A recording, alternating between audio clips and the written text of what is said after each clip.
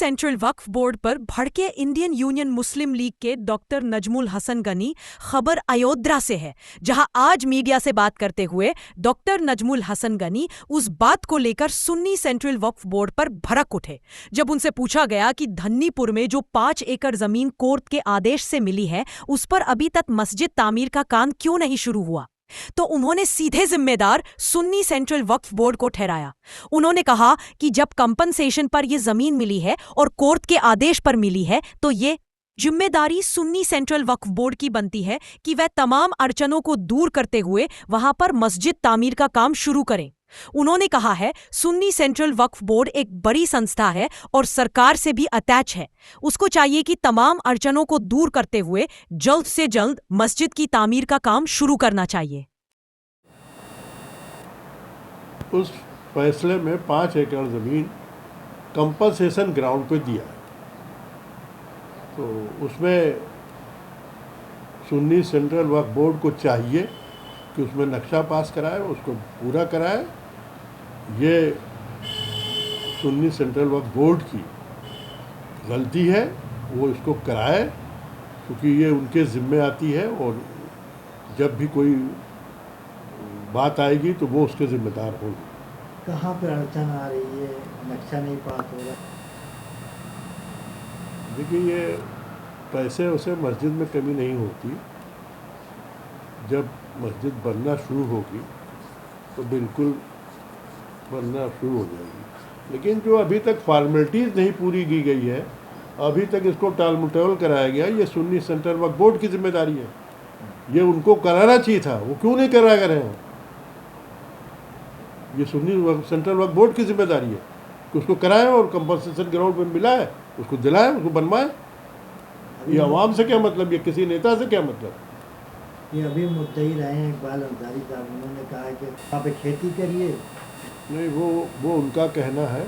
हमारा कहना ये कि कंपनसेशन पे ग्राउंड पे मिली है, किसी का एहसान नहीं है, वो उस कंपनसेशन ग्राउंड पे बनना चाहिए। बीच में कई बार कई पार्टियां, कई लोग आए।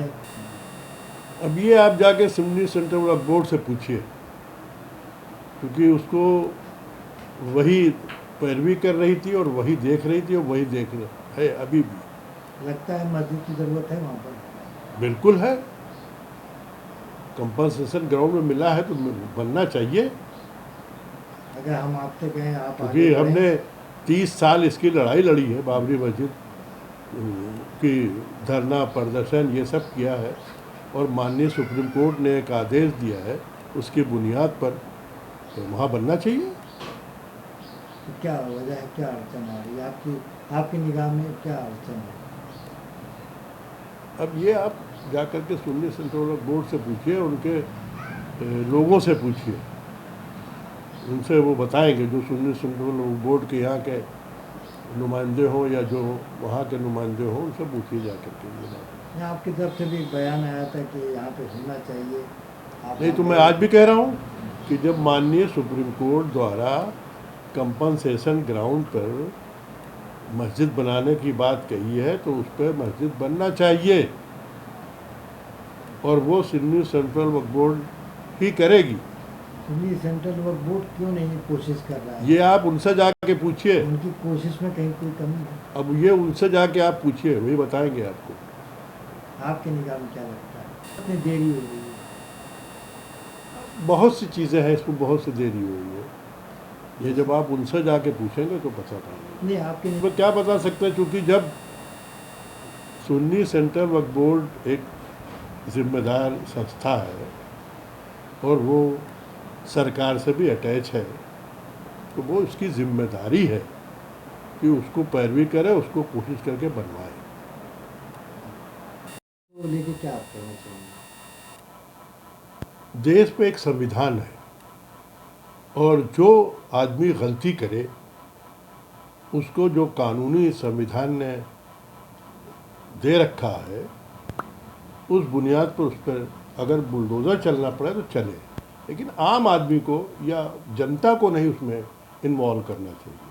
क्या किसी समस्या का हल बुलडोज़र रह गया? नहीं, बड़ी मुश्किल से एक कोई मकान बनाता है उसमें माँ बाप भाई बहन सबकी पैसा और पसीना दोनों लगता है, उसको जब मिटा दिया था और उसके एक भाई ने कोई हरकत की है इस ढंग से, तो पूरे घर को बुलडोजर गिरा देना ये अच्छी बात नहीं है, ये नाइंसाफ़ी है। ये कहा जाता है कि ये गलत तरीके से बना था, अवैध था। 20 साल बाद उनको पता लगता है कि ये पहले क्यों नहीं पता लगता? और जितने नहीं, जो विकास प्राधिकरण है, एक नक्शा वहाँ से पास होता है, नक्शा डिपार्टमेंट है, उसमें वो लोग सब जब पास करके देते हैं और तभी मकान बनता है। अगर उन पे कार्रवाई हो तो वो जिन लोगों ने इनको परमिशन दिया उन पे भी कार्रवाई होनी चाहिए। कानून तो यही है, तो एक इंसाफ यही है। हाँ, एक तरफा कार्रवाई को किस तरह आप देख रहे हैं?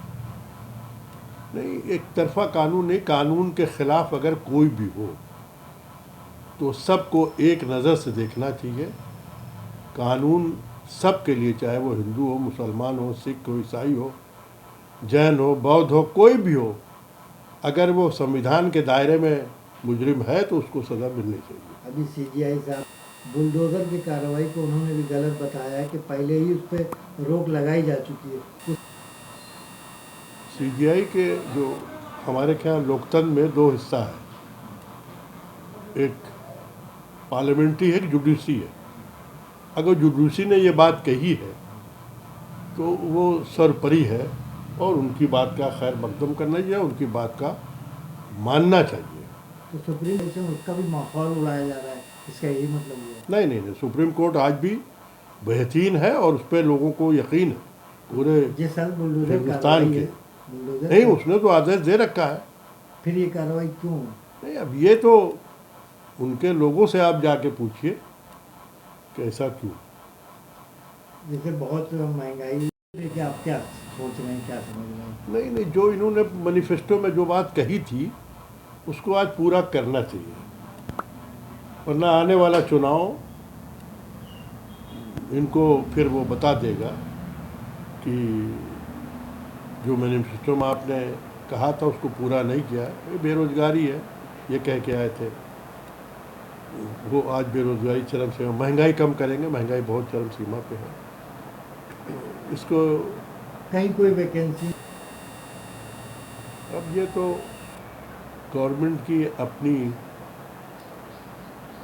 जिम्मेदारी है कि वो ऐसा ना होने दे। जैसा आदमी पैसे लगा के पढ़ता है और डिग्री हासिल करता है, उसके बाद भी उनको पकौड़े बेचने की सलाह दी जाती है।